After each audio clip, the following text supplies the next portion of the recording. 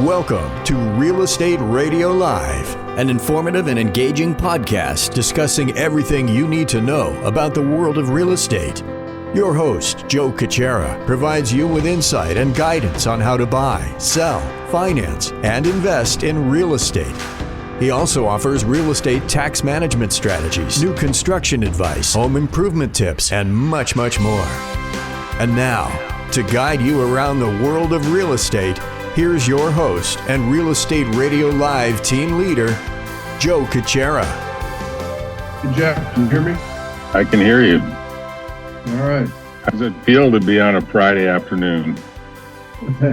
Yeah, no, it's a little different, that's sure. It's a Friday afternoon. Most people don't even work anymore on Fridays. You know that? Yeah, I got a lot of Friday afternoons left in front of me still, I'm afraid. It keeps you motivated. Yeah, right? We've talked about this whole retirement thing. I don't see retirement. I see it as a slowing down and more control of my time and working wherever I want. That's where I see it. Yeah. I think that's the future. I have to say that I hear more and more people retire. They literally throw in the towel on everything. Yeah. And then they think they're going to have this beautiful life. And then they complain that they're getting into more arguments with their spouse or their family members or their kids. Right. And the kids and the spouse say, why don't you find something to do? I'm telling you, it's really true. And I can't tell you the number of people. Yeah. I can't tell you the number of people that I know who are very wealthy, who have retired, have had the ability to retire. And they're like, I don't have any structure left. And they look around and they say, I don't know what to do. Yeah, you could just only, it all sounds glamorous, but you can only play so much golf and travel and all that. I mean, to me, I don't know why you still don't do all those things, but you still just work, right? Yeah, just more control of your time. More control of your time, and I think you should eventually, I have this whole theory of 7 essences. I've told you about it many times. Right. I think you shift from the FQ, which is the financial quotient. You shift more emphasis on what I'll call HQ, the health quotient, and more on IQ. You challenge yourselves in other ways. You realize that there's so many things to be curious about in this world. And the beauty of this 7 essence thing is you start to realize that a lot of your life in building up freedom by having a nice high FQ number, whatever that is, it might just be that you have a high FICO score and you can get a good second trust HELOC loan on whatever you have in real estate. If the rates were actually decent, which of course they still aren't. Right. And maybe someday they will. It's in the news that Trump is really upset with Powell and is going to try to like get him to quit by saying in advance who he's appointing. The guy's got 11 months left in what's probably the hardest job in the world. Yeah. Maybe, because he does kind of run the clock. I think Powell is in a no-win right now because I'll just say maybe he should drop the rates a little bit, but if he does, then he's going to. Everybody's going to think he's kowtowing to Trump, right? So it's a weird game theory. I listened to a podcast. Right. It was a good interview, Joe. There's a good interview that everyone should listen to. This guy works for like $222,000 a year, job that if he were on Wall Street, he'd be paid $222 million a year. Right. To basically be in charge of like JP Morgan or, any number of big investment firms. And he does it for public service. He does it for public service. So you got to give him a round of applause. He's an economist. He's a lawyer. He's, maybe not that charismatic, but he gets the job done. And he stood up to Trump. I mean, you got to give him a little bit of credit. Trump has goaded him and, pinged him and roasted him. It's kind of a sad state of affairs when you have that kind of stuff going on for a public servant, right? Of course, Trump would say he works for free because he doesn't take a salary. He lets that be gifted to charity, apparently. His ego is what drives him. I mean, it's interesting. I have to say, he gets a lot of things done, and I like some of the stuff I see, but man, he's just his ego and the guy is just the way he talks about people, and he's just not diplomatic at all. It's terrible. I mean, no, he would be flunked. He would be flunked out of corporate America on any standard by the HR department. Yeah. They say, you're a bully, man. You're a bully. You're engaged in sexual harassment. You're dating inside the firm. Yeah. I can tell you stories. I can tell you stories of cases I've had where CEOs have done stuff, and now it's completely changed. But I wanted to get you on. And this is really kind of something your audience loves to know too, because I always thought, and I learn stuff every day, and especially from you. I always thought that the way a home equity line worked was you basically committed to the credit, and then you basically took the credit out and you could put it wherever you want. But it actually now has like a credit card aspect where you can basically charge like against the credit line that just debits and floats, based on how you use a credit card. I didn't know that. I thought you got a check, and you wrote checks, and that's it. You were bound by what you wrote. There was no ease of use that's basically on an iPhone now, effectively. Yeah, excuse me a second. Yeah, so the way the HELOCs work now is you get a line. We're doing several of them now just because people don't want to touch the first. And prime right now is at 7.5, so that's about what you get. And so you get a line of credit for $500,000, and you get a credit card and a checkbook. So you could go use that credit card for whatever you want. And once you charge, then of course the calculations start on that 7.5% interest only, and you could pay it off or pay it down anytime you want with no penalties. And so it's pretty slick for different money, to use money in that way if you want to. I mean, if anyone's got some equity in their home and they're paying 22% credit card charges, they could accumulate all those charges and put them on essentially the equity line of credit at maybe 7.5%. And they cut all that interest by 2/3. I mean, that's the basic game. Plus, I think it's tax deductible up to some limit, right? Isn't it? It is. Yeah, if it's on your primary residence, it's tax deductible up to, they changed the loan amount, total loan amount, $750,000, used to be $1.1 million on your primary. But so in theory, you could do, I mean, it's a great way to use money. I know people that just have them on all their properties or a handful of properties in case something comes along, they want to make a quick, even flip a house or do something quickly, or they're working on a business deal, they're going to get paid back. They use it. I mean, it's a good source. So, for example, let's just do the math. Let's say someone's got a house that's worth, of course, in California, at least $1 million, and they owe on the first $500,000. So they've got a nice cushion, and they get a $250,000 line of credit called a HELOC, home equity line of credit. And that $250,000 is just an available line at now 7.5%. But if you do the math, if they're paying off expensive debt, maybe over 20%, and it's tax deductible because it's up to the 750 limit, so it's tax deductible. If that's the case, the effective cost for a high earner is really like 4% because they're getting the tax relief on about half if they're getting the deduction both in California as well as federally. So that's not a bad deal compared to the hit from paying the high credit card debt, right? No, it's not. But a lot of people with credit card debt, believe it or not, it may be already maxed out on their property, or they don't have enough loan to value to get a credit card. Let's say you one of these people that put 10% or even 20% down. These home equity line of credits, in other words, most of them won't go more than, say, 80% loan to value. So, you can't max it out. So you have to have, as long as you have a decent amount, usually 75% of loan to value or better, you can get a home equity line attached in second position. But you remember the days not too long ago when these equity lines of credit were like 4%, right? or below 4%. Well, yeah, I mean they're based on prime. So as prime goes down, and I'm sure it will in the next year or so, maybe we'll see.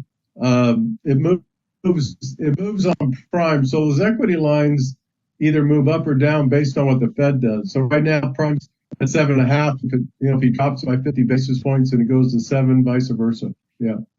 But there were times not too long ago when it was below 4. I remember because I was getting absolutely. And you could lock it in, right? You do like a 10-year. It has a term to it, doesn't it? At the time, you're right. When the rates are like 3.5, 4, you could lock in what's called a fixed second. You can't lock in a HELOC because that's an adjustable rate. But you can, at the time, there was a time a while back, you could lock in 4.5% fixed on your second. So you in some ways, you're kind of like you are an expert, but you're kind of like a financial advisor saying mostly to real estate people, look, now the time has come. Now the time or, hey, look, you got a lot of credit card debt. Let me help you reorganize what you're doing so you're not paying so much non-deductible interest, right? And the interesting part is, most people don't realize that getting connected to someone like you, where you're actually then going to call them up and say, you know what, the time has come. Like you'd call me up and say, you know what, you've been talking about doing something below 4% with a lot of property that has no second trust deed on it. Some of it doesn't even have a first trust deed on it. But I usually wait until the moment is right. And, it comes in a cycle every 5 or 10 years, it seems, right? It doesn't come like every other year. It takes a while, right? Yeah, and if you own your properties free and clear, then you go in first position. In many cases, you get a better rate in terms. A lot of people don't know that either. Right. And it doesn't hurt to get it even when rates are high because you only pay on it of what you use. So in theory, if you wanted to do some planning, you would put equity lines, have people do this on 1 or 2 properties, and they don't plan to use it, but they like to have it there just in case. No, I mean, it makes absolute sense. And most people, I hate to say it, most particularly young people, but old people too, they don't really have financial literacy. They don't really understand debt. They don't really understand credit cards. They like the convenience. They don't really understand most, including my grandkids and probably my kids too. They don't even really get that you can have a checking account and you have to balance. They don't even use checking accounts anymore. Everything is just a direct transfer, wire transfer, and what is it called? An AW, not an AWS. ACH. Yeah, an ACH. ACH, I think. Yeah. It's all an ACH transfer. You look at, I'll tell you a story here, Joe. You'll love it. I got to tell you the story. You'll just love it. So I decided that probably we're getting to the end of being able to have a gas truck. What does that mean?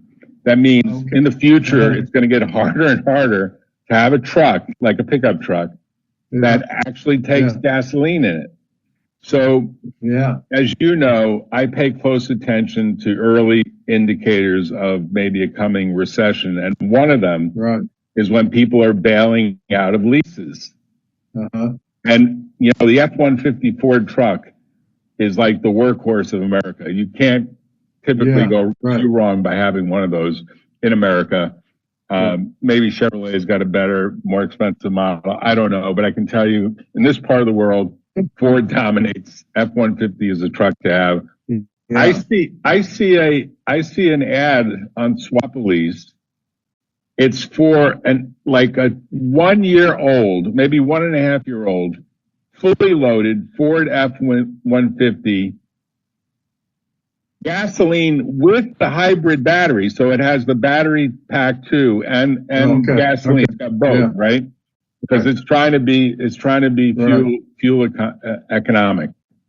The guy is willing to pay $4,000 to me to take over the lease. Really? Are you with me? I am with you. Wow. The guy's like, I'm moving to Europe. I got to get rid of this truck. I don't want to keep it in my garage. In fact, my garage is going away. I'm selling my house. just take this off my hands. Do you have the credit score? And by the way, Ford does not make this very easy to do. You have to fill out a bunch of paperwork. But the interesting part is once they approve you, once Ford approves you, you take over the lease, right? Yeah. Everything is done on a Ford app to pay it by direct deposit payment. Right. And of course, they're going to check your FICO score because they're basically making a financial deal. But the guy is paying up front. Imagine this. Imagine I took that $4,000 and I deposited into like a Bitcoin account. Right. And I put it there for the remaining 24, whatever number of months, maybe 26 months is left on the lease.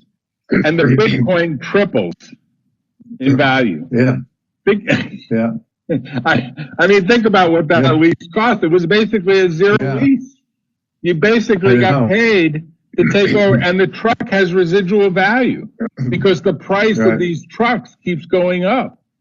Right. Because the cost of materials based on all the supply chain nonsense and tariffs, you know what the average cost for one of these fully loaded trucks is? $85,000. Yeah, $85,000, Joe. $85,000. I mean, it's shocking. I mean, if you go to a dealership, they try to, take you through the cleaners. It's the best way. I mean, I'm not making an ad here for swap lease. There are other places too that you can find leases. Right. But there are people that want out. And of course you have to accept, you have to have somebody, a trucking company pick up the truck and deliver it. The guy actually just called me a few minutes ago. This guy who's picking up the truck, he says, "Hey man, I got to turn this thing around fast. Can you meet me at the destination?" Which is going to be a parking lot with kind of a big parking lot. I'm going to get there by 11 p.m. tonight. Can you do it? I got to turn around and get back to where I'm going. So, I'm going to take a video. I'm going to take a video of this, Joe. You'll get a real kick out of it. But my point is, there's no down payment. There's no deposit. There's no nothing. It's basically a bunch of paperwork. Wow. And then there's a wire transfer. It's already happened. The guy's already wired the $4,000. That's amazing. It's an amazing story, right? It's an example of when you have an economy where some people are getting laid off. And my prediction is we're going to see all those numbers grow over the next 6 months. Yeah. All those numbers of people like, I can't afford this truck anymore. I got to get out of this lease. I can't afford this second car, third car. There's some cars on there. If you actually go any of these sites, Swap Lease is just one of them. They've got some cars that people are paying $4,500 a month for a lease, Joe. It's like a sports car. Can you imagine that? In my business, yes. I see it all the time when I look at people's finances to do a loan, and I'm blown away sometimes. I see these car payments for $3,000, $3,500, $3,600 a month for a car payment. You shake your head and say, what? Yeah. WTF, right? Man. I mean, the one argument I got into with my wife on this wasn't even an argument. She said, okay, you want to get your truck. You want it to have gas. You want it to have towing power. Yeah, that's a guy thing. I get it. But she said, you know how many Uber rides you can get for the money that you're going to pay per month? Because if you add the cost, if you really add the full cost, the lease cost, even with all the, the money that came in, the insurance cost, it's got, by the way, an 8-year warranty on it. So the truck is complete warranty for 8 years. Ford actually does a pretty good job on, backing their truck. I mean, it's their brand. I mean, this F-150 is just their brand. I keep saying Tesla. Amazing. Elon, if you're listening, you should acquire Ford just to create a better electric F-150 than this monstrosity called a Cybertruck. But she said, you could probably have a chauffeur, not just an Uber, a chauffeur with his or her, and it could be a her, who basically drives you around for what you pay. I mean, even with all the discounting, but we all like the convenience of being able to get into our own vehicle, right? Everyone's got their sunglasses in a certain spot, right? I mean, everyone's got a personalization that goes on. Right. Oh, it's amazing. I mean, what do you do? Do you try to talk those people out of, get out of that lease? You're ruining your credit score? Or what do you say to them? They've got a $3,000 lease.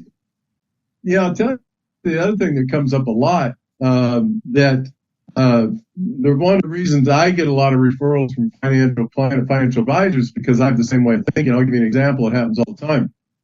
Our client will say, I'm going to do a $300,000 remodel.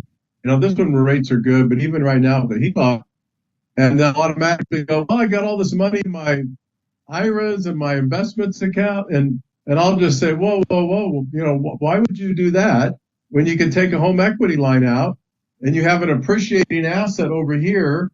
And why would you mess around with your stock investments? And it's amazing. Most people don't even think of it. They're just automatically going to take the money out of their invvestments. It's amazing. Financial literacy 101, yeah. Joe. They only realize it later that, I shouldn't have done that. I paid like an extra penalty tax because I'm doing it before I hit 59 and a half. And that remodel cost me 3 times as much when I'm done with paying the taxes. Right? I mean, it's a crazy. Yeah, no, I do a whole exercise with people. A lot of times, too, they wake them up to this appreciating asset. A lot of times they don't understand that either. So if you take $250,000 and you buy a $1 million property or $500,000 property, you're actually buying that asset that's going to appreciate based on the value of the home, not the money that you invest. Right? And a lot of people are like, well, if I buy $250,000 of stock, I said, yeah, but you only get $250,000 of stock. Right? You hope it goes up, but a lot of people still this day and age, maybe the younger groups do, but a lot of people just don't get that. They don't get that. I see 3 types of people in the world. There's some that disbelieve in any investment and they keep their money in like a passbook savings account at like 0.1%.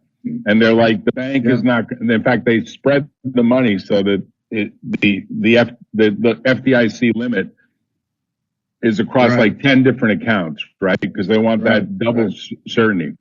The other extreme, I see people that are like, I'm never buying a house. It's an expense thing. I'm okay paying rent. I could do all these investments in crypto and the stock market and whatnot. And I can just rent. And if I get kicked out, I'll rent somewhere else. I'm just not going to have the hassle. And then I see a lot of people in the middle that are like, I got to have something that I can physically touch and physically go to. Because who knows whether these companies, I mean, look, Polaroid and Kodak were some of the hottest stocks in the 1950s, and they're out of business, right? I mean, most corporations don't really last forever. There are very few. You talking about Ford? You talking about Ford, Jack? Before I forget, I got to share this with you. You probably knew this. I did. I watched the business news first thing in the morning while I have my coffee. It's kind of my routine just to give what markets. And they said that, can you believe this? They said that the Ford stock today is the same price and same valuation it was in 1990. That's nuts, right? 50 billion. It pays a dividend.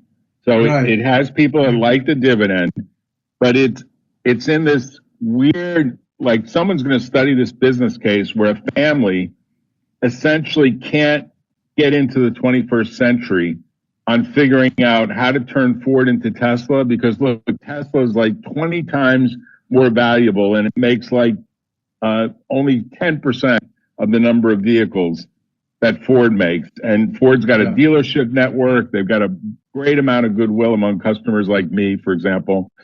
They don't do the paperwork. If I had to call up the CEO, Farley, I'd say, you don't do the lease transfer paperwork very well.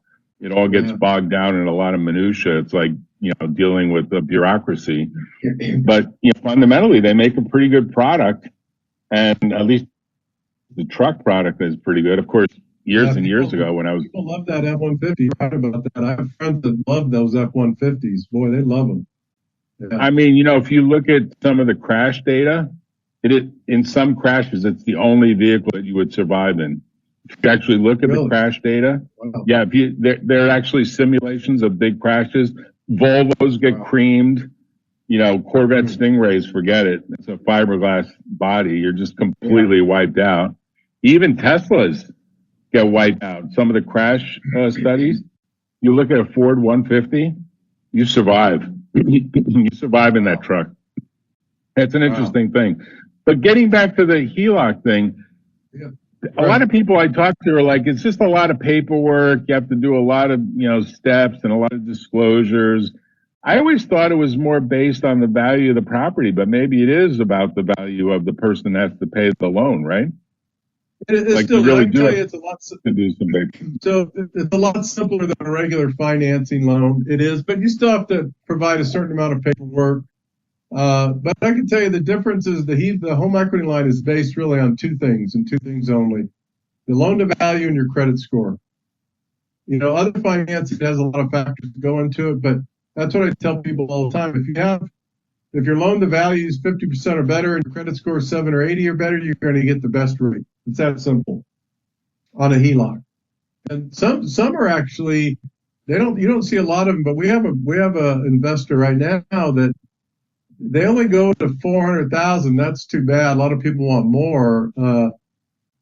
Believe it or not, I'm doing several $1 million home equity lines on a regular basis. It's interesting. Wow. But we have one investor that will do up to 400,000, absolutely no cost at all, and prime minus a quarter. No cost. Is this a private party that just likes investing in second trust deeds? Yeah, that's all they do. Is they just do mostly. It's a federal credit union. We have a partnership with them. I don't even know if they have branches, but it's called Third Federal Credit, and we have a partnership with them. And they'll do an absolute no-cost home equity line for prime minus quarter. That's a pretty good deal, right? Very, very good deal. I mean, I don't know why anybody would do it. Yeah. With all the convenience of a credit card and a checkbook and all that jazz that you talked about, right? Yeah. And the rates change every 6 months, or how do the rates go? No, just based on whatever the prime does, whatever the Fed does. So right now, prime's at 7.5. If the Fed came out and lowered by a quarter, then your rate would be 7.25. If they raised by a quarter, your rate would be 7.75. So it could be like every 6 months you could see a change because the Fed may change every 6 months, right? Yeah, right. I mean, they usually don't change every month. It's usually cycles, like 6 months or so, right? Right. Yeah. Yeah. I mean, that sounds like a good product, but how does something like Better, because that's where I got a solicitation that I sent to you, this online platform called Better. Oh yeah, Better is. I'm very familiar with Better.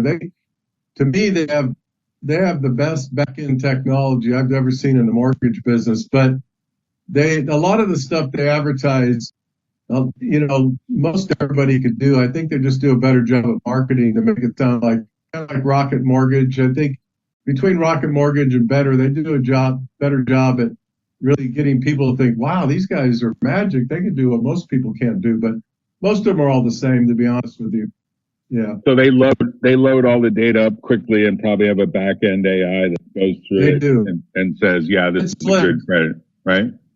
It's slick. I mean, I did a loan. I think I told you on a podcast some time ago, a couple of years ago, I did a loan on purpose on one of my properties with Better, and I was so impressed with the back end, the steps.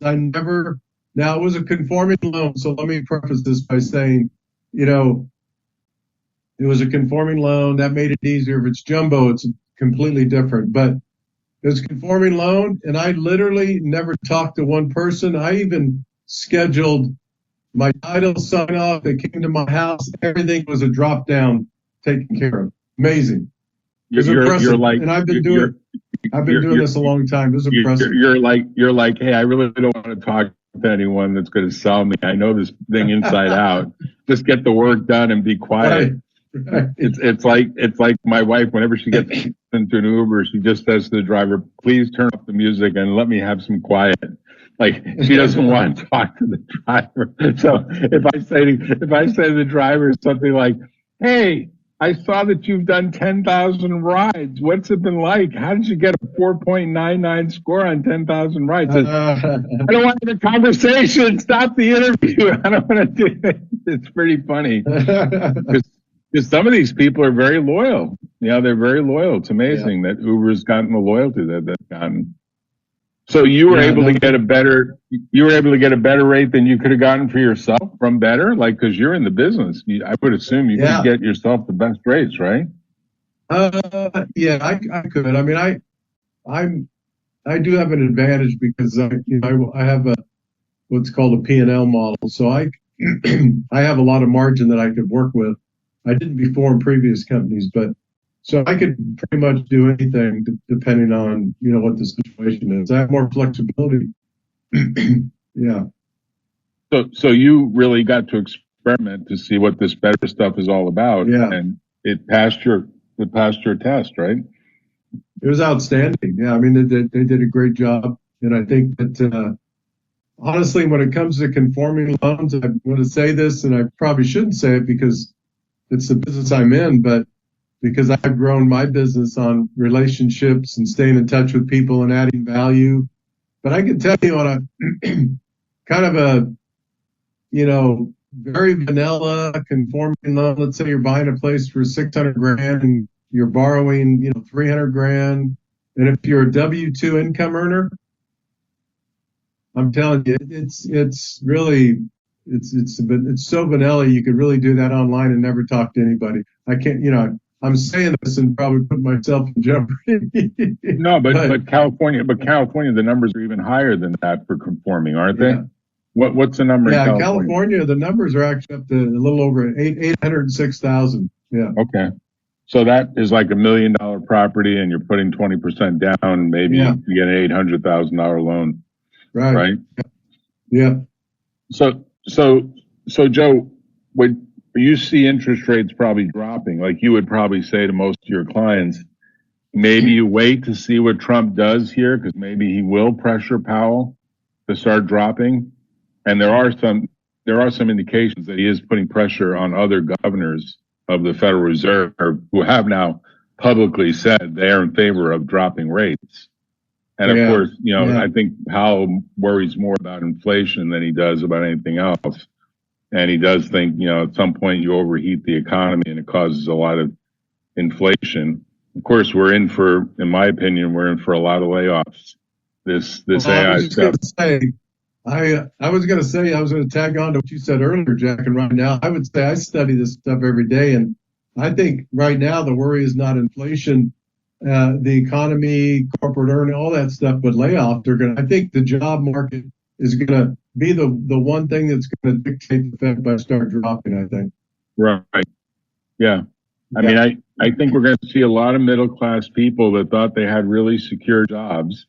And, they were pushing paper around and maybe it had some value. I don't know. You can criticize a lot of things that people do. It's easy to criticize. But a lot of this automation is going to take hold. And we're going to see a lot of people say, my job was displaced by an AI agent that frankly does it faster, 7 by 24, 365.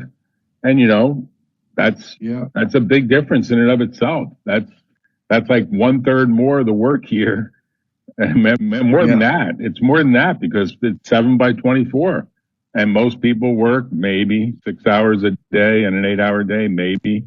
And it's 252 days a year, maybe. If you take out vacations and whatnot, maybe it's 220 days out of the year if you really do the math. So we're going into a new era for sure, if you ask me.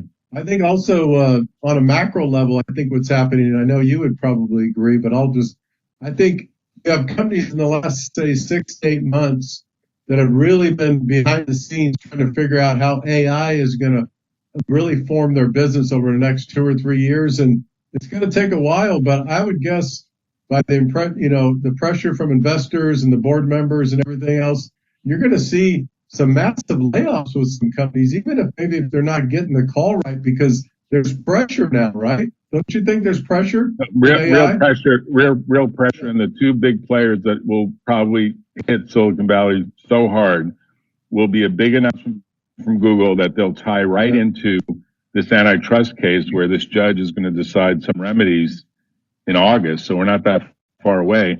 And Google's going to say, you know what? We have to reorganize our business because we have antitrust pressure to do it. And then number two, we're going to see Microsoft that has a big campus in Silicon Valley, but also obviously up in Redmond in the Seattle area. Same thing, same drill. which is we can get a lot of stuff done with automation, and then we'll see other players start to fall into the same theme, which is you got to have automation, and the automation has got to be given priority because it works 10 times faster, if not 100 times faster, and it works 7 by 24 by 365, and you don't have any of the HR problems that a lot of employees introduce to companies. Yeah. And so it's inevitable. And I don't know how quickly those people will be able to get into a new role. Eventually they probably will, but it may take some time for it to happen. It really might. Yeah. And so we'll see. Yeah, I think the job market, I think that's going to dictate the Fed's next couple of moves.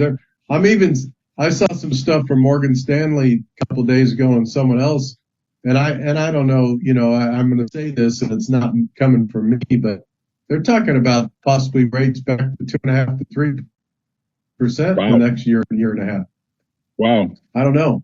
It's hard to believe right now the way we sit, because I'm not sure that would be good for the economy, but I don't know. I mean, if the job market starts suffering and they see some adverse reactions going on to that, listen, nothing will affect the economy quicker than a heavy loss of jobs, right? Because now you have people not spending money, they're not paying their debt, they're losing their houses. A lot of things happen when the job market's weak. Right. I mean, the indicators I look at are like leases that are basically getting, transferred, vacation homes that are getting sold. Right. Just these things that are they don't really affect even stuff like a monthly membership to a gym or a yoga studio. People will cut that and say, I'll get on my bicycle and ride through the park, free. And, there's no need to pay $150 a month. It's funny because I talked to this guy. I'll end with this idea. This guy said to me, I remember when I could get a club membership in a golf course for $250 a month, and it gave you a number of slots to use the golf course. Yeah. He said, you can't get that in California for less than maybe $2,000 a month to actually become a member, and you have to pay an upfront amount, right? And he was saying, it's funny you say that. I just had a friend that's been trying to, crazy.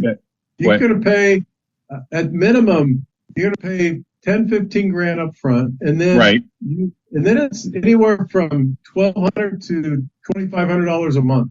Right. For what? Maybe 4 rounds per month? Maybe. If that. I'm looking at golf. But it really doesn't matter. I've always said this. Believe me, I've looked at this model for years, and I come back and say the same thing. And regardless if I had money to throw away, which I don't, even if I did, I am a person who likes to play different golf courses. So why would I spend so much money and play the same golf course every single day? Doesn't make sense to me. Right.